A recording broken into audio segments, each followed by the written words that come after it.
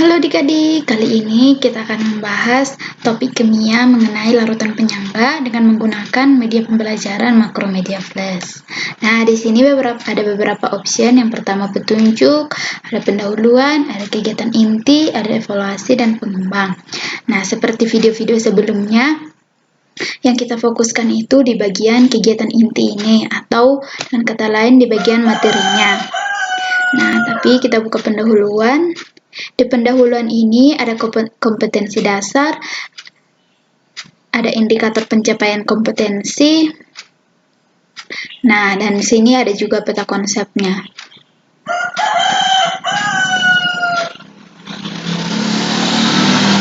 Oke, kita kembali ke home, kita langsung ke bagian inti. Nah, di sini ada bentuk motivasinya. Tahukah Anda mengapa obat tetes mata ketika diteteskan pada mata tidak menimbulkan iritasi yang mengakibatkan rasa perih? Ayo, tahu nggak? Nah, kita masuk ke materinya. Di sini ada pengertian dan sifat larutan penyangga.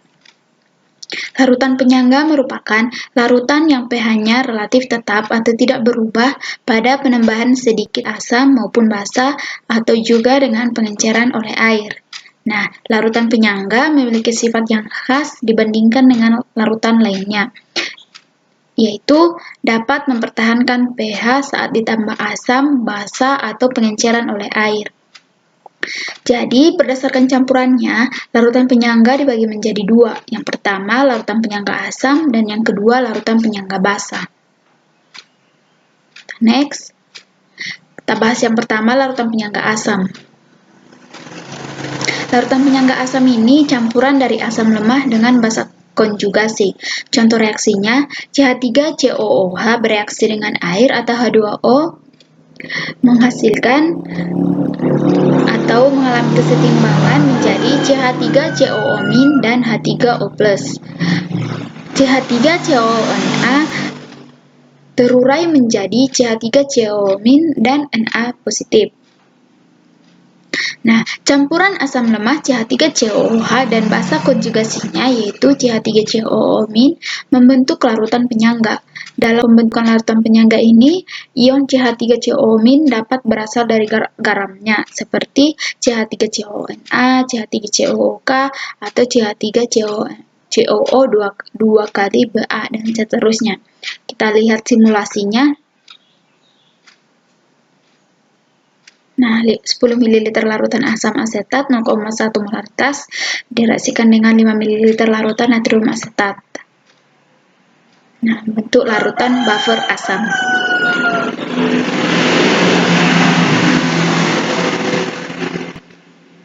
Oke, kita next. Yang kedua, larutan penyangga basa. Di mana larutan penyangga basa ini campuran basa lemah dan asam konjugasinya. Contoh reaksinya, NH3 bereaksi dengan H2O mengalami kesetimbangan menjadi NH4 positif dan OH-. NH4Cl terurai menjadi NH positif dan Cl-.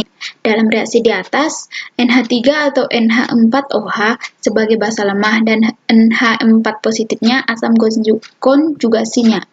Nah, campuran basa lemah dengan asam konjugasinya yaitu ion NH4 positif membentuk larutan penyangga. Dalam pembentukan larutan penyangga ini, ion NH4 positif dapat berasal dari garamnya seperti NH4Cl, NH4Br, NH4 2 kali SO4 dan seterusnya. Kita lihat simulasinya. Di sini ada 15 ml NH3 0,2 molaritas dengan 20 ml larutan NH4Cl 0,1 molaritas. Membentuk larutan buffer basa.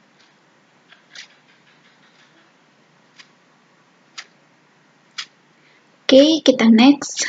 Nah, peran larutan penyangga dalam tubuh makhluk hidup itu, larutan penyangga dalam tubuh berfungsi mempertahankan pH darah. pH darah normal itu pH-nya 7,35 sampai 7,45. Apabila pH darah manusia di atas 7,45 atau di bawah 7,35, maka akan menyebabkan kerusakan pada organ tubuh. Kematian bisa terjadi apabila pH darah manusia kurang dari 7,0 atau lebih besar dari 7,8. Dengan adanya sistem larutan penyangga dalam tubuh, penurunan atau kenaikan pH dapat dicegah secara drastis. Dalam industri obat-obatan, terutama obat tetes mata, obat suntik, dan infus pH-nya harus disesuaikan dengan pH cairan tubuh agar saat dipakai tidak menimbulkan dampak negatif. Nah, terjawab kan adik-adik motivasi yang sebelumnya? Nah, untuk menghitung pH larutan penyangga, ada beberapa rumus. Ini untuk rumus menghitung pH larutan penyangga asam, konsentrasi H positif sama dengan Ka dikali Ca per Cg. Atau pH sama dengan min log konsentrasi H positif, di mana Ca ini konsentrasi asam lemah, Cg-nya konsentrasi garamnya, dan Ka adalah tetapan ionisasi asam lemah.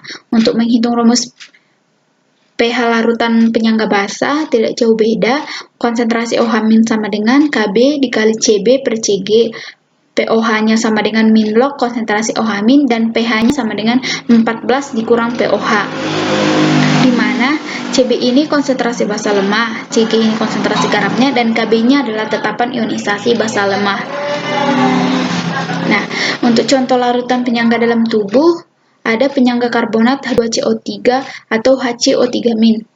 Agar sel-sel dalam tubuh kita dapat berfungsi, diperlukan O2 yang diperoleh melalui pernapasan dan dibawa ke seluruh tubuh. Transportasi O2 oleh darah dalam tubuh digambarkan dengan reaksi HHB bereaksi dengan oksigen atau O2 menghasilkan HbO2- dan H+. Yang kedua ada penyangga hemoglobin atau HHB atau HbO2-. Larutan penyangga pada darah adalah pasangan asam basa konjugasi H2CO3 dan HCO3. Jika larutan penyangga bereaksi dengan asam dan basa, maka akan terjadi reaksi H2CO3 bereaksi dengan OH- menghasilkan HCO3- dan H2O. HCO3- bereaksi dengan H positif menghasilkan H2CO3. Untuk yang ketiga ada penyangga fosfat atau H2PO2- atau HPO42-. Agar sel-sel dalam tubuh kita dapat berfungsi, diperlukan O2 yang diperoleh melalui pernapasan dan dibawa ke seluruh tubuh. Transportasi O2 oleh darah di dalam tubuh digambarkan dengan reaksi kesetimbangan HHB bereaksi dengan O2 mengalami kesetimbangan menjadi HbO2- dan H positif. Oke, adik-adik, sekian materi untuk larutan penyangganya. Nah, seperti yang kakak katakan sebelumnya, untuk bagian evaluasi ini, nanti akan kakak bagikan pada Google Form. Nah, sekian penjelasan kakak untuk bagi materi ini. Semoga apa yang kakak jelaskan dapat bermanfaat untuk adik-adik sekalian. Terima kasih.